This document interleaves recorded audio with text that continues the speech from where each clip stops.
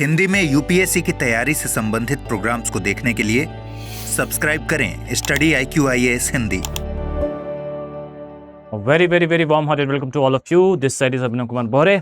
मेरा नाम बच्चों अभिनव कुमार बौरे है और as you can see in the thumbnail, आज हम वैल्यू एडिशन सीरीज के पार्ट 5 को लेकर आपके समक्ष प्रस्तुत हैं।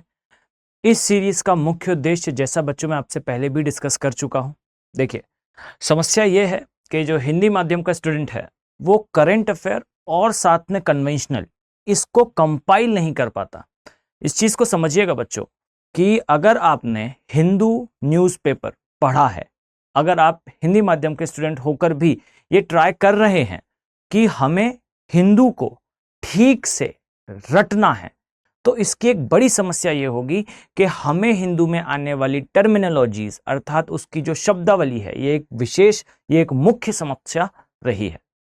इसके अलावा अगर मैं आपसे कहूं तो हिंदू में जब कोई टॉपिक आता है बच्चों, देखिए मैं 2 मिनट का एक डिस्कशन कर रहा हूं और इससे मैं आपको ये समझाना चाह रहा हूं कि आप इस सीरीज को किस तरह से लें, किस तरह से इसे डाइजेस्ट करें, किस तरह से इसे अपने सिलेबस का पार्ट बनाएं।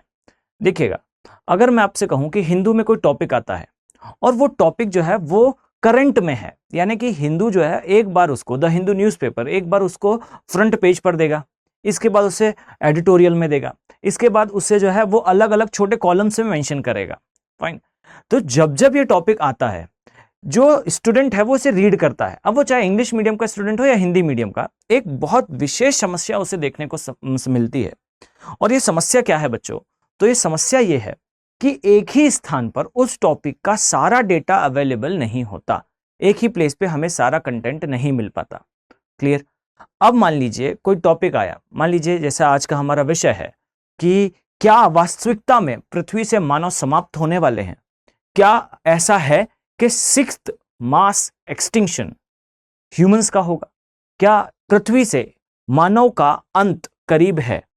इस चीज के ऊपर ये जो टॉपिक है आपको करंट में किस नाम से दिखता है?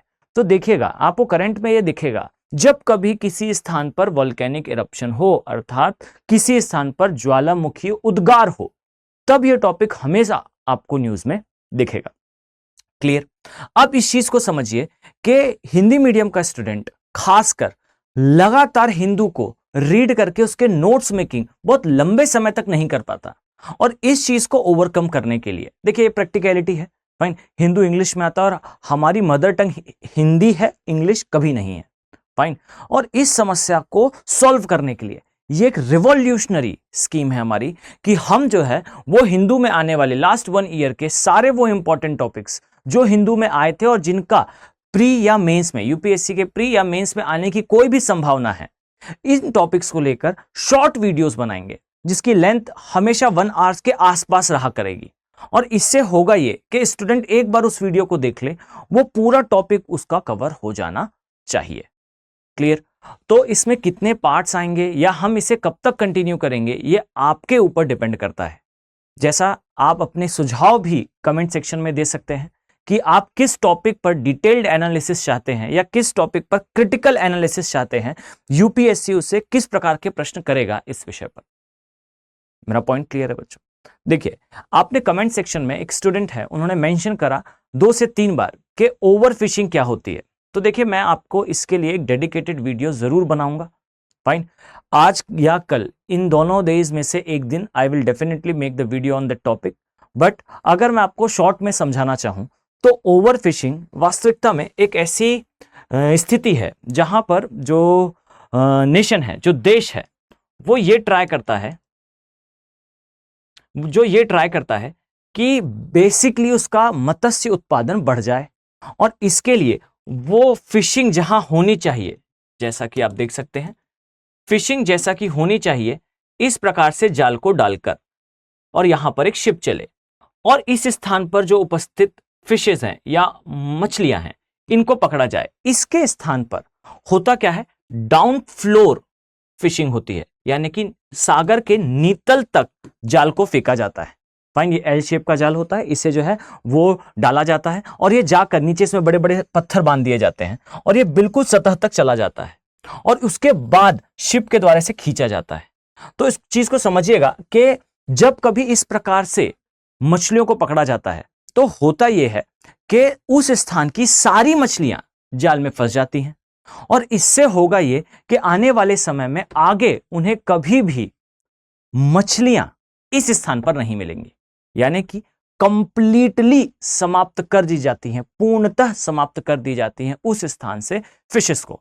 और ऐसा किन स्थानों पर होता है? तो लॉजिक लगाएं बच्चों, ऐसा उन्हीं स्थानों पर देखने को मिलेगा जिन स्थानों पर जो नेशन है, जो राष्ट्र है, उसका पोषक या मैं कहूं उसका आहार मुख्य रूप से मछलियां हों। और मुख्य रूप से मछलियां उन नेशंस का आहार होती हैं, उन देशों का आहार होती हैं जिन देशों के अंदर कृषिगत उत्पादन क्षमता कम होती है। और याद रखिए, जो भी देश द्वीपीय देश होते हैं, आइलैंड नेशंस होते हैं, उन नेशंस में यह समस्या हमेशा देखने को मिलेगी कि ये देश करेंगे क्या? डाउन फ्लोर फिशिंग, या इसे कई बार ओवर फिशिंग भी कहते हैं। और इसका सबसे बड़ा उदाहरण है जापान।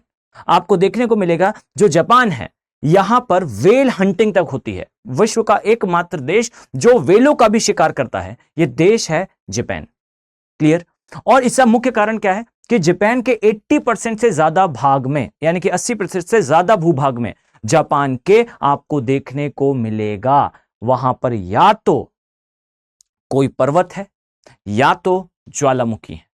तो इस चीज को समझिएगा कि जापान उन देशों में से एक है जिनके पास एग्रीकल्चरल लैंड या एग्रीकल्चरल एरियाज नहीं है। कृषि करने के लिए क्षेत्र की उपलब्धता सीमित है, और जस्ट बिकॉज के क्षेत्र की उपलब्धता सीमित है, ये देश जो है वो बहुत ज्यादा डिपेंड करते हैं सी फूड पे। और यही कारण है कि इसी सी फूड के लिए ये क्या करने लगते हैं? ओवरफिशिंग। इस चीज का एक और उदाहरण आपको देखने को मिलेगा इंडोनेशिया में, कुछ फिलीपींस में, और भारत में भी कुछ ऐसे राज्य हैं जहां कभी कभार ओवर फिशिंग देखने को मिलती है।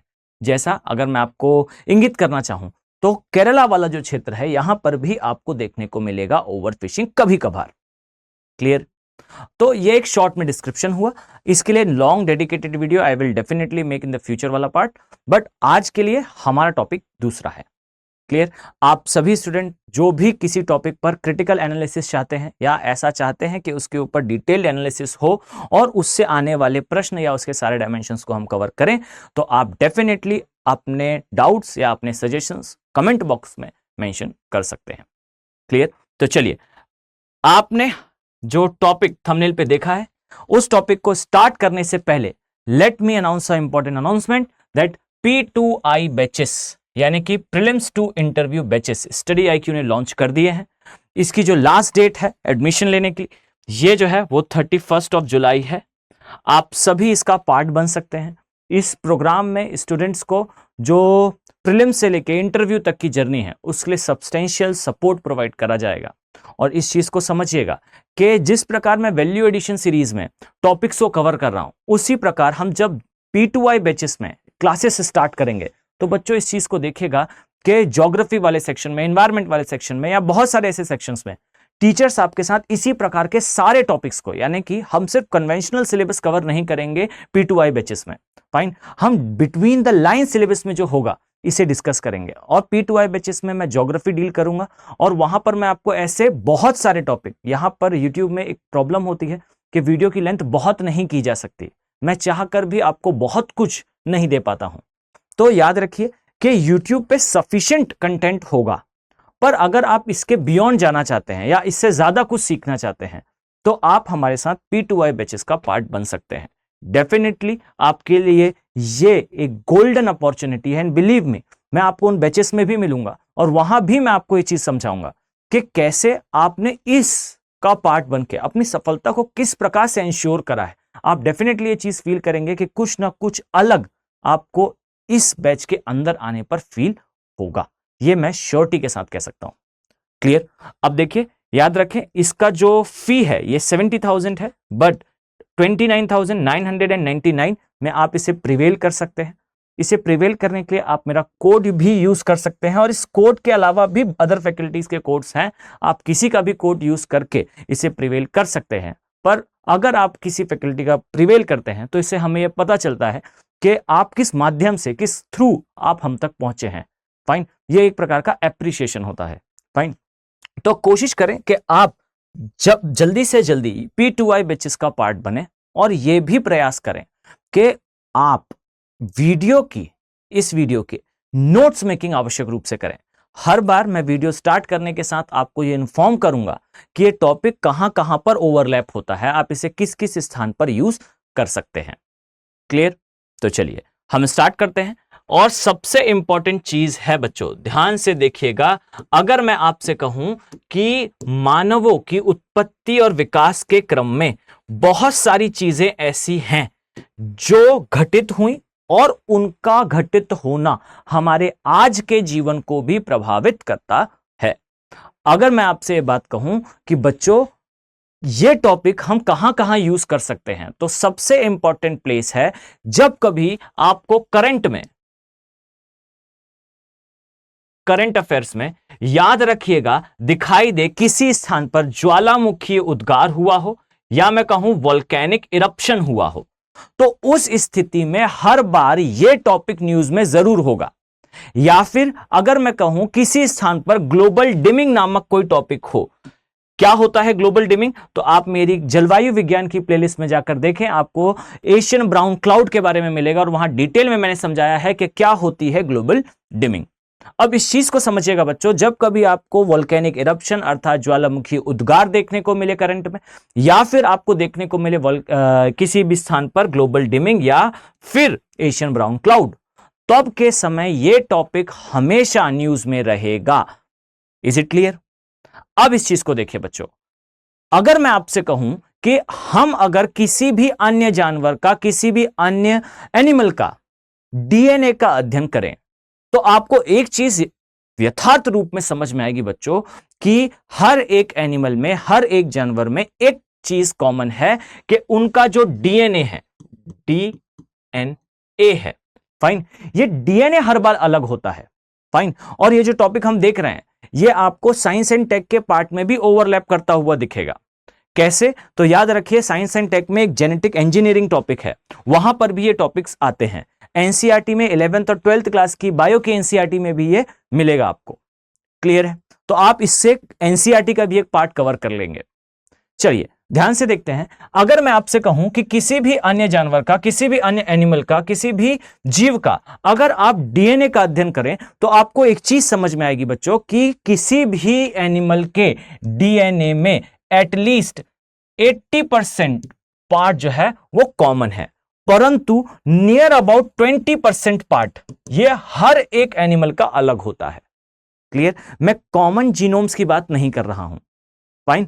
अब ध्यान से देखिए, कॉमन जीनोम्स तो आपको दिखेगा हर एक जानवर के अंदर, हर एक पशु के अंदर कुछ कॉमन जीनोम्स होते हैं, फाइन, मैं उनकी बात नहीं कर रहा हूं, फाइन।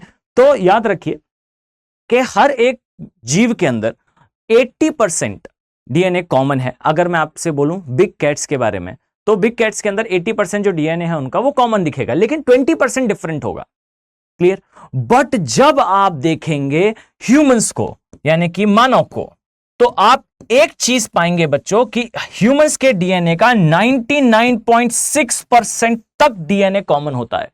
यानी कि अगर मैं आपसे कहूं कि मैं इंडिया में रहते हुए यूएसए या कनाडा के एक सिटीजन के डीएनए से 99.6% कॉमन हूं, तो यह कैसे संभव है कि विश्व के सारे मानव एक ही डीएनए से बिलोंग करते हैं? क्लियर? अब इतनी ज्यादा डीएनए की कॉमनैलिटी यह संभव कैसे है? आप इस चीज को समझने का प्रयास करें कि इसका एक उत्तर यह बनता है बच्चों कि यथार्थ रूप में आज जिस मानव की जनसंख्या आप देख रहे हैं, यह वास्तविकता में कुछ छोटे से एक ग्रुप से निकले हुए चाइल्ड हैं। यानी कि कुछ 10, 15, 20 हजार मानव थे पहले पृथ्वी पर, और उन्हीं के ब्रीडिंग करने से, उन्हीं के प्रजनन करने से आज के समय आपको अन्य मानव और मानव की प्रजातियां देखने को मिलती हैं। अब वो चाहे अफ्रीका का मानव हो, या फिर वो उत्तरी अमेरिका का हो, एशिया का हो, या कहीं दक्षिणी गोलार्ध में रहने वाला कोई मानव, ये सभी मानव वास्तविकता में एक ही कुल से बिलोंग करते हैं, एक ही कोटि से बिलोंग करते हैं, एक ही परिवार से बिलोंग करते हैं। और यह परिवार बहुत बड़ा नहीं है।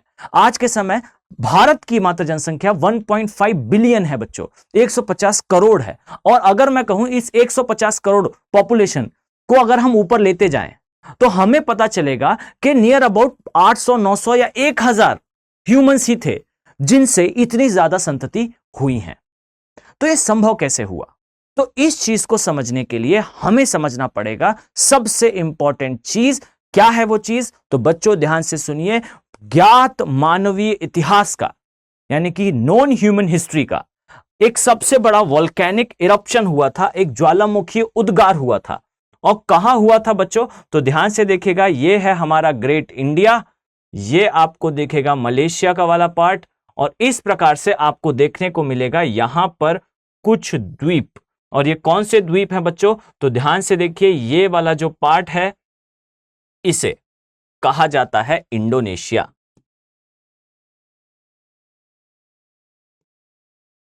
फाइन, ये है इंडोनेशिया का द्वीप समूह। और याद रखिएगा कि इस क्षेत्र में, इस स्थान पर आपको दिखाई देगा एक बड़ा सा ज्वालामुखी। क्या नाम है ज्वालामुखी का? तो आज के समय यह जो आपको देखने को मिलता है, यह वास्तविकता में एक झील है जिसे कहा जाता है टोबा झील। टोबा झील। पर याद रखिए, यह जो टोबा झील आपको देखने को मिलती है, यह टोबा झील पहले एक ज्वालामुखी थी। और याद रखिए, इस ज्वालामुखी में लगभग 70 से 75 हजार साल पहले एक वोल्केनिक इरप्शन हुआ था। और ध्यान से समझिएगा बच्चों, इंडोनेशिया के सुमात्रा द्वीप में स्थित इस ज्वालामुखी में उद्गार के कारण, अब इस चीज से अंदाज लगाएं कि इस समय इतनी ज्यादा अमाउंट में डस्ट और एशेज निकली थी, इतनी ज्यादा अमाउंट में धूल तथा राख का उद्गार हुआ था कि अगर मैं आपसे कहूं कि इसकी मात्रा कितनी है, तो अगर आप चाहें तो उस समय निकली हुई राख से लगभग पूरे भारतीय उपमहाद्वीप क्षेत्र को 4 फीट थिक डस्ट और एशेज से कवर कर सकते हैं। अब इस चीज को समझिए, इतनी अधिक मात्रा में जो धूल और राख के कण निकले थे, इस उद्गार के पश्चात हुआ क्या था? तो ध्यान से देखिएगा, ये निकले और इस प्रकार से पृथ्वी के चारों तरफ फैल गए थे। क्लियर? और मैंने यहां पर एक डायग्राम भी बना रखा है। इस प्रकार से आप देखेंगे कि यहां पर कहीं ज्वालामुखी उद्गार हुआ। फाइन। और इस उद्गार से इतनी मात्रा में आपको देखने को मिला क्या? धूल तथा राख के कण। अब जब इस प्रकार का उद्गार होगा तो ध्यान से समझिएगा कि जो राख और धूल निकलेगी, यह वायुमंडल में ऊपर की तरफ जाएगी। और अब मुझे बताएं बच्चों, अगर मैं आपसे यह कहूं कि पृथ्वी पर ओनली सोर्स ऑफ एनर्जी, एकमात्र ऊर्जा का स्रोत पृथ्वी का क्या है? तो पृथ्वी के ऊर्जा का एकमात्र स्रोत बच्चों सूर्य है, सनलाइट है। और यह जो सनलाइट थी, यह इस प्रकार के ज्वालामुखी उद्गार से यह ब्लॉक हो गई। और जब यह ब्लॉक हुई बच्चों, तो ध्यान से समझिएगा कि पृथ्वी पर आने वाली सनलाइट जो हमें ऊर्जा देती है, उसकी अनुपस्थिति में पृथ्वी पर ट्रिगर हुआ हिमयुग अर्थात आइस एज। और ध्यान से समझिएगा, अगर मैं आपसे यह कहूं कि इस स्थान से आइस एज चलना स्टार्ट हुआ और चलते चलते ये इस प्रकार से पूरी पृथ्वी की तरफ बढ़ रहा था, यानी कि यहां से जो डस्ट और एशेज हैं वो निकली, वायुमंडल में ऊपर की तरफ गई, और ऊपर की तरफ जाने पर इन्होंने आवरण बनाना प्रारंभ करा, और ये आवरण समय के साथ इस प्रकार से फैल रहा था। क्लियर?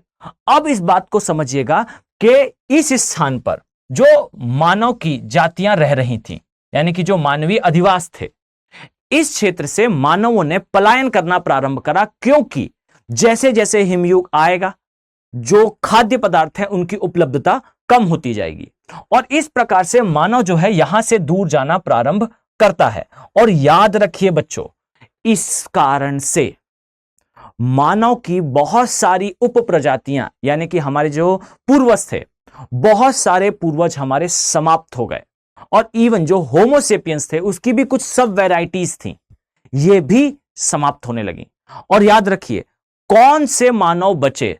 तो वो मानव जो बहुत लंबा पलायन करने में सक्षम थे। और बच्चों, कौन से मानव सबसे लंबा पलायन करने के लिए सक्षम थे? तो याद रखिए, जो सबसे ज्यादा फिट थे, सबसे ज्यादा एडवांस थे, सबसे ज्यादा विकसित थे, उन मानव की जातियां प्रारंभ से लेकर अंत तक अपने आप को पलायन करने में सक्षम पाती हैं, और यह पलायन करते हुए अफ्रीका के इस क्षेत्र में आई।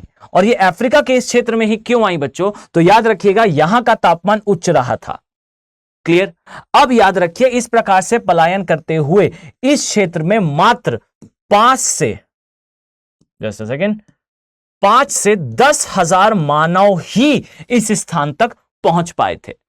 और इन मात्र 5 से 10,000 मानवों के ही कारण आज आपको विश्व में मानव की इतनी बड़ी जनसंख्या देखने को मिलती है, क्योंकि टोबा नामक जो ज्वालामुखी था उसमें उद्गार के कारण जो हिमयुग ट्रिगर हुआ था, उस हिमयुग ने मानव की सारी प्रजातियों को अंत कर दिया था। क्लियर हुआ बात। अब देखिए, इस कारण से आप पाएंगे कि सिर्फ 5-10 हजार जो होमोसेपियंस या कहें मानव बचे थे, उनकी ब्रीडिंग से, उनके प्रजनन से अन्य जितने भी मानव बने, इन सब के अंदर डीएनए कॉमन होगा, क्योंकि ये एक लिमिटेड पॉपुलेशन से बिलोंग करते हैं।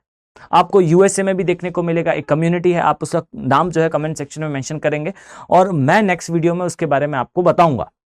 वो प्रजाति है, वो एक प्रजाति नहीं है, बेसिकली एक स्ट्रीम है ह्यूमंस की, उनका डीएनए भी इसी प्रकार से कॉमन है। क्लियर। अब आए इस टॉपिक पर वापस।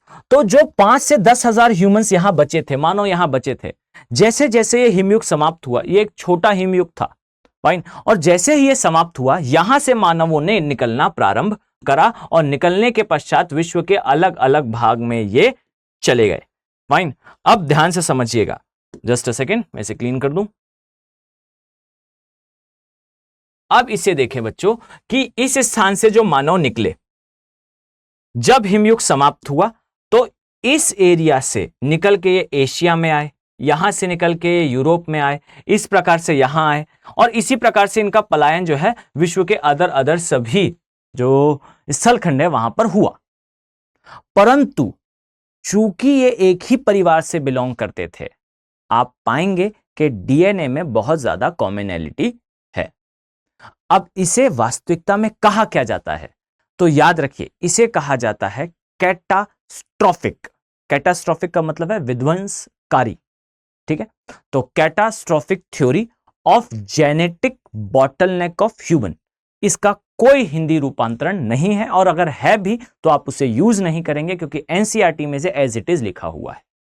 क्लियर है, फाइन। तो देखिए, मैंने आपसे क्या बताया, मैंने आपसे बताया catastrophic theory of genetic bottleneck of human, और इस थ्योरी में बेसिकली यह बताया गया है कि क्या कारण है कि विश्व के अदर सभी जीवों में आपको देखने को मिलेगा कि जेनेटिक डायवर्सिटी अर्थात जेनेटिक विविधता यह काफी ज्यादा है, परंतु ह्यूमंस में 99.6% डीएनए कॉमन है, और इस कॉमनैलिटी का रीजन बताया गया जेनेटिक बॉटलनेक को। और क्यों है जेनेटिक बॉटलनेक, क्योंकि लगभग 70 से 75 हजार साल पहले पृथ्वी पर टोबा नामक एक ज्वालामुखी में ज्वालामुखी उद्गार होने से एक हिमयुग ट्रिगर हुआ था, और इस हिमयुग ने मानवों को एक स्थान से दूसरे स्थान पलायन के लिए मजबूर करा, और वो मानव की जातियां या वो मानव के पूर्वज जो पलायन नहीं कर पाए थे वो समाप्त हुए, और वो पूर्वज जो जेनेटिकली आनुवंशिक रूप से ज्यादा विकसित थे, ज्यादा एडवांस थे, ज्यादा स्ट्रांग थे, वो पलायन करने में सफल हुए, और सफल होने के पश्चात उन्होंने शेल्टरिंग ली। कहां पर? अफ्रीका में। और अफ्रीका में शेल्टरिंग लेने के पश्चात हमने पाया कि जिस समय हिमयुग समाप्त हुआ तब तक मात्र 5 से 10 हजार मानव ही जीवित बचे, और इन्हीं 5 से 10 हजार मानवों के बीच में प्रजनन की क्रिया से आज के समय आपको इतनी बड़ी जनसंख्या देखने को मिलती है, और यही कारण है कि हमारा डीएनए कॉमन है। इसे कहा जाता है catastrophic theory of genetic bottleneck of humans. Fine. चलिए, अब इस चीज को समझने के पश्चात हम इस प्रश्न पर आते हैं कि क्यों हम ये कह रहे हैं कि मानव का छठा मास एक्सटिंक्शन होने वाला है। तो बच्चों, इस चीज को बेहतर तरीके से समझिए कि मानवों का अंत हम इमेजिन किस प्रकार से करते हैं। तो याद रखिए बच्चों कि एटम बम ने मानव को क्या दिया। अगर मैं आपको कहूं कि परमाणु हथियार जब से आया है, तो परमाणु हथियार क्या है, इसे बनाने वाले साइंटिस्ट ने कहा था कि मैं विश्व को अंत की तरफ ले जाने वाले एक हथियार को बना रहा हूं। फाइन। यानी कि पृथ्वी का अंत इस हथियार से करा जा सकता है, यह इतना घातक हथियार है। तो जो परमाणु हथियार है, क्या दिया इस परमाणु हथियार ने पृथ्वी को? तो याद रखिए बच्चों कि परमाणु हथियार के बनने के पहले विश्व में ज्यादा युद्ध होते थे और परमाणु हथियार बन जाने के बाद से विश्व में युद्धों की संख्या कम हुई है। वास्तविकता में जो हथियार युद्ध में यूज होता है, उस हथियार के बनने के पश्चात युद्धों की संख्या कम हुई है। और इसका कारण क्या है? राष्ट्र यानी कि नेशंस ये जानते हैं कि सामने वाले नेशन के पास अगर परमाणु हथियार है तो अंत में अगर वह हारेगा तो वह अपना अंतिम हथियार जरूर निकालेगा, जिसे कहा जाता है परमाणु बम। और परमाणु बम का वो जो है यूज करेगा उसके अगेंस्ट, और इसका कोई आंसर किसी भी नेशन के पास नहीं है। क्लियर? तो एक चीज तो पक्की दिखती है हमें कि शायद परमाणु बम या किसी युद्ध के कारण, तृतीय विश्व युद्ध के कारण मानव की समाप्ति नहीं होगी। अगर होती है तो is not our cup of tea, हम इसे इस प्रकार से डील नहीं कर सकते। पर अगर मैं कहूं कि साइंटिफिक तौर पर हम अगर देखें कि मानव का अंत किस प्रकार से संभावित है, तो याद रखिएगा कोई बड़ी डिजीज अर्थात रोग के कारण पृथ्वी पर मानवों का अंत हो सकता है। और याद रखिए बच्चों, अगर मैं आपसे कहूं कि ध्यान से देखें, आपने नोटिस करा होगा कि यूएसए में बैठे किसी एनिमल के अंदर, यूएसए में कोई अगर जीव है या कोई प्रजाति है किसी जीव की, उसमें अगर कोई डिजीज होती है, उसमें अगर कोई बीमारी होती है, तो बीमारी फैलते हुए भारत में बैठे किसी जीव तक नहीं आती। क्लियर? लेकिन अगर कोई बीमारी यहां ह्यूमंस में होती है तो वो फैलकर यूएसए तक पहुंच जाती है। कहां चाइना और कहां यूएसए, इसके बीच में कोरोना वायरस का स्प्रेड इतनी तेजी से कैसे हो पाया? क्या इसका कारण एकमात्र यह है कि मानव एक स्थान से दूसरे स्थान जाता है और इसी कारण जो है वो बीमारियां फैली, वायरस फैला? तो बच्चों इस चीज को समझिएगा, ऐसा नहीं है। बहुत सारी ऐसी नस्लें हैं जो आज के समय यूएसए में है, कैटल्स की, और ये नस्लें भारत भी आईं और भारत में आने के पश्चात इन्होंने देसी नस्लों के साथ ब्रीडिंग करी और उन देसी नस्लों में कोई बीमारी नहीं हुई, जबकि उन जीवों को वो बीमारी थी। तो इसका रीजन क्या है? इसका रीजन है जेनेटिक कॉमनैलिटी, आनुवांशिक कॉमनैलिटीज। अब ये कैसे आती है? तो ध्यान से समझिएगा कि अगर मैं आपसे कहूं कि X और Y नामक दो मानवों के बीच से इन सारे मानवों की उत्पत्ति हुई है, यानी कि आज के समय जो आप वर्ल्ड में पॉपुलेशन देखते हैं, यह पॉपुलेशन बेसिकली इन 5000 ह्यूमन से ही आई है। तो याद रखिए बच्चों, अगर मैं आपसे यह कहूं कि ये जो 5000 ह्यूमंस हैं, अगर इनमें से किसी एक में भी कोई आनुवांशिक विकृति रही हो, तो वो आनुवांशिक विकृति आज मनुष्य की लगभग 2 से 5% पॉपुलेशन में होगी। क्लियर? और अगर मैं कहूं कि उस समय के क्लाइमेट के अकॉर्डिंगली इन मानवों के अंदर कोई अडॉप्टेशन या कोई अनुकूलन रहा हो, तो वो अनुकूलन आज इन जीवों के अंदर है, परंतु वो क्लाइमेटिक कंडीशन जो इनके समय थी वो आज नहीं है। तो क्या वो अनुकूलन डिजायर्ड होगा? नहीं होगा। फाइन, तो ये एक समस्या होगी। तो वास्तविकता यह है कि जो भी कमियां उस समय के मानव में रही होंगी, वही कमियां आज के समय आपको मानव की सारी जनसंख्या में देखने को मिलेगी। तो याद रखिएगा कि मानव के डीएनए में डायवर्सिटी अर्थात विविधता की कमी उपस्थित है, और इसी विविधता की कमी के कारण हम बहुत ज्यादा वल्नरेबल हैं किसी भी वायरस के लिए, किसी भी डिजीज के लिए। और कोई भी एक डिजीज पूरी तरह से मानवों की जनसंख्या को समाप्त करने का भी पोटेंशियल रखती है। कारण क्या है? कारण यह है कि हम सभी का डीएनए बहुत ज्यादा कॉमन है। इतना ज्यादा कॉमन डीएनए होना किसी भी जीव के लिए अच्छा नहीं होता।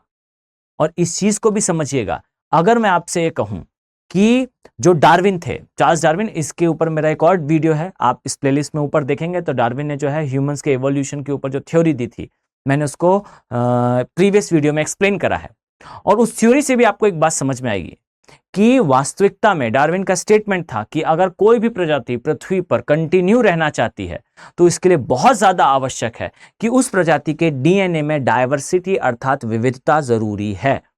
और याद रखिए मानवों के डीएनए में विविधता की कमी है, तो मानव के डीएनए की विविधता की कमी यानी कि lack of diversity of DNA in humans will be the major cause of extinction of human.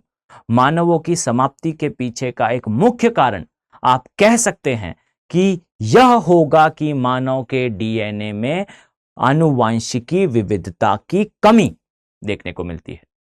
Fine, और यही कमी हमें वल्नरेबल बनाती है किसी भी प्रकार की डिजीजेस के लिए।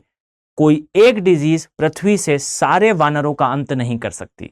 कोई एक डिजीज, कोई एक बीमारी पृथ्वी से सारे जो पशु हैं उनका अंत नहीं कर सकती, चाहे वो हर्बी हो, कार्निवोरस हो या ओमनिवोरस हो, शाकाहारी हो, मांसाहारी हो या सर्वाहारी हो। परंतु कोई एक डिजीज ऐसा बिल्कुल संभव है कि पृथ्वी से मानवों को समाप्त कर सकती है। तो इस चीज को याद रखें कि इसे कहा जाता है genetic bottleneck of humans. Clear?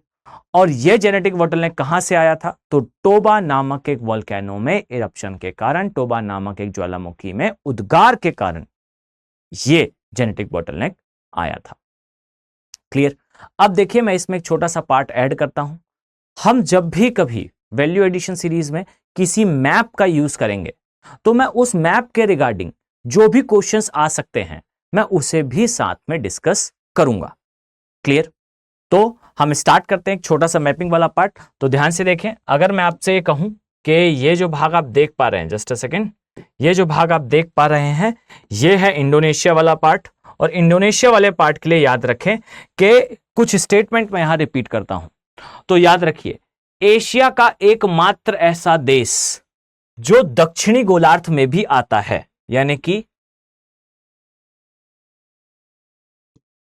Southern hemisphere में भी आता है, दक्षिणी गोलार्ध में भी आता है, वो देश है इंडोनेशिया। विश्व का सबसे बड़ा आइलैंड नेशन यानी कि द्वीपीय देश, सबसे बड़ा, जस्ट अ सेकेंड, सबसे बड़ा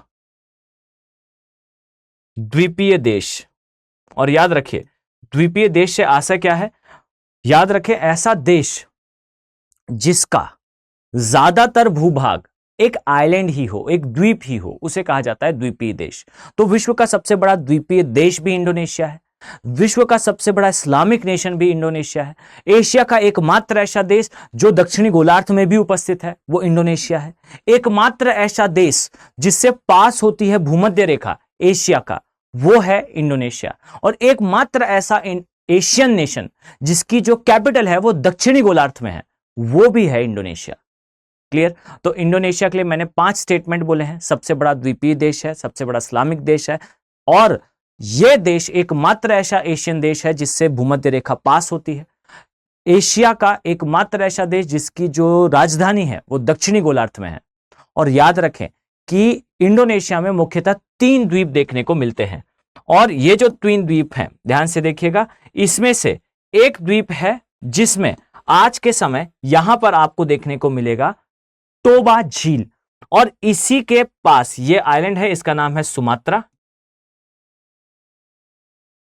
फाइन, ये जो द्वीप आप देख पा रहे हैं इसका नाम है जावा, और ये जो द्वीप आप देख पा रहे हैं इसका नाम है बाली। क्लियर? तो सुमात्रा, जावा, बाली, ये 3 द्वीप हैं। और याद रखिए इसमें सबसे बड़ा द्वीप जो है वो सुमात्रा है, उससे छोटा जावा है। और याद रखिए यहीं पर आपको इंडोनेशिया की कैपिटल भी देखने को मिलेगी। फाइन, और याद रखिए इंडोनेशिया का कैपिटल क्या है? तो इंडोनेशिया की कैपिटल है जकार्ता। और यह भी याद रखिएगा ग्लोबल वार्मिंग और क्लाइमेट चेंज के कारण जकार्ता जो है वो पानी में डूब रहा है, और यही कारण है कि इंडोनेशिया को अपनी कैपिटल शिफ्ट करनी पड़ रही है। क्लियर है? फाइन, अब मुझे कमेंट सेक्शन में बताइएगा क्या डिक्लेरेशन है कि इंडोनेशिया कहां पर अपनी कैपिटल शिफ्ट करेगा। ओके, अब इस चीज को देखिए कि यहां पर आपको बाली दिखेगा, और बाली अपने टूरिज्म के लिए काफी प्रसिद्ध है। क्लियर? तो सुमात्रा ये सबसे बड़ा आइलैंड है, सबसे बड़ा द्वीप है, और जावा जहां उसकी कैपिटल है, बाली जो अपने रिक्रिएशनल एक्टिविटीज अर्थात कि अपने टूरिज्म के लिए काफी फेमस है। क्लियर? अब इस चीज को देखिए बच्चों, अगर मैं आपसे कहूं, जस्ट अ सेकेंड, इसे रब कर देता हूं, अगर मैं आपसे कहूं बच्चों कि इंडोनेशिया के बारे में एक और जानकारी आपको जाननी चाहिए, याद रखिए इंडोनेशिया में यहां पर एक वोल्केनो उपस्थित है, एक ज्वालामुखी प्रस्तुत उपस्थित है जिसे कहा जाता है क्रांकाताओ। फाइन। और याद रखिए ये जो क्रांकाताओ वोल्केनो है, ये वोल्केनो में जिस भी समय होगा उद्गार, तो याद रखिएगा इस उद्गार के कारण पूरा प्रायद्वीपीय भारत अर्थात पूरा पेनिनसुलर इंडिया ये पानी के अंदर जाएगा। और याद रखिए 1983 को 1983 को इस ज्वालामुखी में उद्गार हुआ था, ऐसा आप पढ़ेंगे। परंतु याद रखिएगा इस क्रांकाताओ ज्वालामुखी में आप पाएंगे कि अगर उद्गार होता तो पूरा प्रायद्वीपीय भारत पानी के अंदर जाता, परंतु उद्गार जैसा दिखता है वैसा हुआ नहीं था बच्चों। याद रखिएगा कि इस स्थान पर जो उद्गार हुआ था 1983 में, यह मुख्य क्रांकाताओ में नहीं हुआ था। क्रांकाताओ के ऊपर एक छोटा ज्वालामुखी है, क्लियर। इसे जो है वो पैरासाइट ज्वालामुखी कहते हैं। पैरासाइट का मतलब क्या होता है? ऐसा ज्वालामुखी जो किसी ज्वालामुखी के ऊपर लगा हो, परजीवी ज्वालामुखी, क्लियर।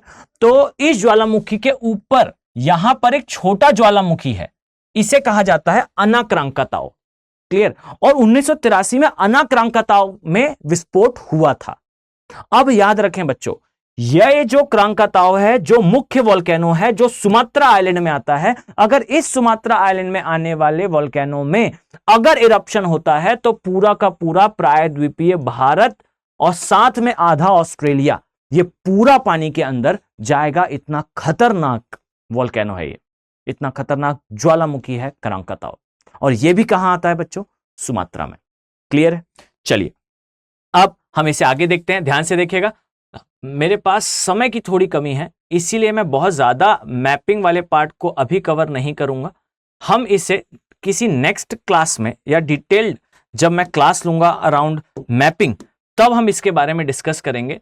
यहां पर आपको देखने को मिलता है क्रांकाताओ। अब याद रखिए ये जो बीच में क्षेत्र आपको दिखता है, यहां पर आपको दिखेगा सिंगापुर, क्लियर। यानी कि सिंगापुर जो है वो इंडोनेशिया और यहां पर है मलेशिया, क्लियर। ये है मलेशिया।